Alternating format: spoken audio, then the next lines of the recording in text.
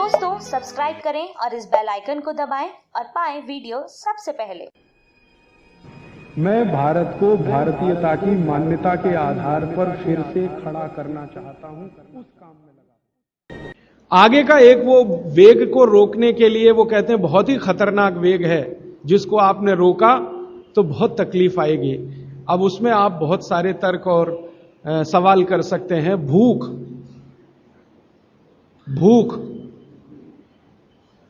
ये भूख एक ऐसा वेग है जिसको अगर आपने जबरदस्ती रोकने की कोशिश की तो इसमें सबसे ज्यादा रोग उन्होंने गिनाए हैं। 103 रोग हैं अगर भूख को जबरदस्ती रोकने की कोशिश आपने की। और वो कहते हैं पहला रोग शुरू होगा एसिडिटी से और आखिरी जाएगा अंतड़ियों का कैंसर, इंटेस्टाइनल कैंसर। इसलिए कहते हैं भूख को जबरदस्ती मत रोकिए। अब तुरंत आपके मन में सवाल आएगा, जी हम तो उपवास करते हैं तो उन्होंने कहा है एक सूत्र में कि उपवास शरीर के शुद्धि की क्रिया है। और वो आगे कहते हैं कि शरीर शुद्धि होती है तो मन और चित्त दोनों की भी शुद्धि होती है उसके साथ। तो उपवास एक क्रिया है जो शरीर शुद्धि, मन और चित्त तीनों की शुद्धि के लिए है, लेकिन उसके लिए नियम है। वो ये कहते हैं कि जब आपके शरीर में आपको ऐसा लगने लगे कि अतिरिक्त कुछ हो रहा है, अतिरिक्त से मतलब मैं समझाता हूं। आप खाना खा रहे हैं और आपको ऐसा लग रहा है कि जितनी जरूरत है उतना खा रहे हैं, और कभी ऐसा लगने लगे कि जरूरत से ज्यादा खा लिया है, हमको तुरंत महसूस हो जाएगा, यह शरीर तुरंत बता देगा कि आज तो कुछ ज्यादा ही खा लिया।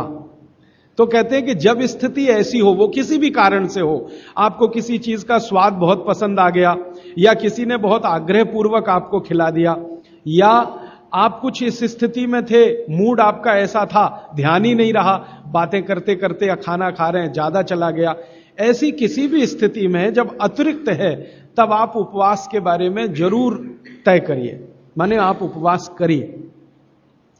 अब उन्होंने उपवास के नियम बताए, बहुत लंबा अध्याय है वो, उसमें से 2-3 महत्व के नियम बता देता हूं। पहला नियम यह है कि कभी भी उपवास अगर करना है तो सप्ताह में माने 7 दिन होते हैं, उसमें एक दिन का तो ठीक है, एक दिन का उपवास बहुत अच्छा है।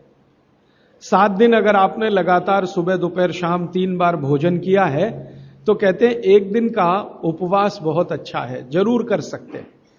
लेकिन उस उपवास वाले दिन नियमित रूप से समय समय पर बीच बीच में पानी पीते रहिए। बिना पानी का उपवास अच्छा नहीं है, पानी पीते रहिए बीच बीच में।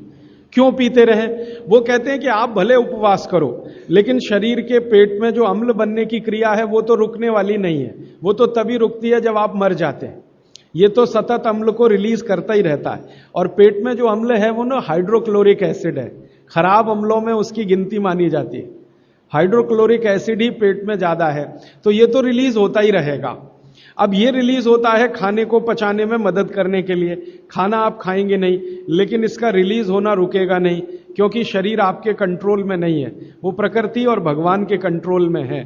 तो वो कहते हैं कि थोड़ा पानी पीते रहें, तो ये जो HCl है ये डाइल्यूट होके पेशाब के रास्ते निकलता रहे तो हानि नहीं पहुंचाएगा।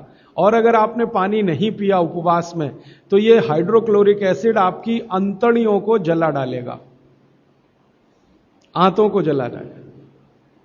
तब आप कोई गंभीर बीमारी के शिकार होंगे, और तब आप शायद परेशान हो जाएं और आपकी बीमारी ठीक भी ना होने पाए। क्योंकि भागवत जी कहते हैं कि शरीर के किसी भी अंग का कोई परमानेंट डैमेज हो गया तो उसका रिपेयरिंग नहीं होता। एक बार डैमेज हुआ परमानेंट तो रिपेयरिंग नहीं होता।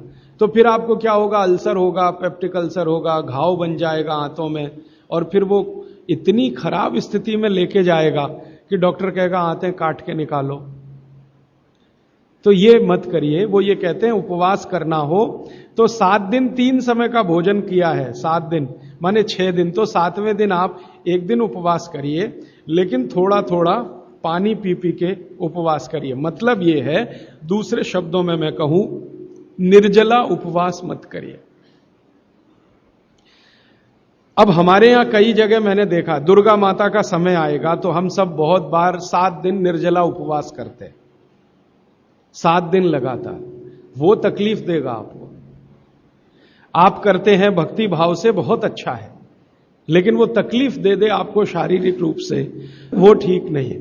भागवत जी ने एक बहुत सुंदर सूत्र लिखा है। उन्होंने ये लिखा है कि जो शाकाहारी खाना खाने वाले लोग हैं, शाकाहारी, आप सब ज्यादातर उसी श्रेणी के हैं, इनके लिए उपवास अच्छा नहीं है, ज्यादा लंबा।